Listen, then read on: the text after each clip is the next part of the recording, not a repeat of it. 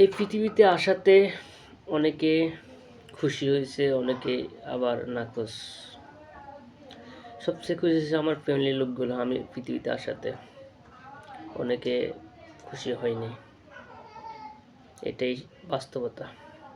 সবাইকে তো খুশি করা যায় না, আমিও তো মানুষ। তেমনি আমি আসাতে অনেকে খুশি হয় নাই, আবার অনেকে আমাকে পেয়ে খুশি। যাই হোক, সবার মাঝে থাকতে চাই বেঁচে সারা জীবন। যেদিন আমি থাকবো না, অভাবটা সেদিন দেখা দেবে, তার আগে দেখা দেবে না। সেদিন বুঝবে আমি কী ছিলাম। না থাকার বেদনা বুকটা ফেটে যাবে, তারপরে আমাকে সেদিন আর খুঁজে পাবে না, কারণ আমি তো আর থাকবো না। এই না থাকার বেদনা তোমাদেরকে প্রতি মুহূর্তে কাঁদাবে, আবার কেউ হাসবে। এটাই বাস্তবতা, এটাই নিয়ম।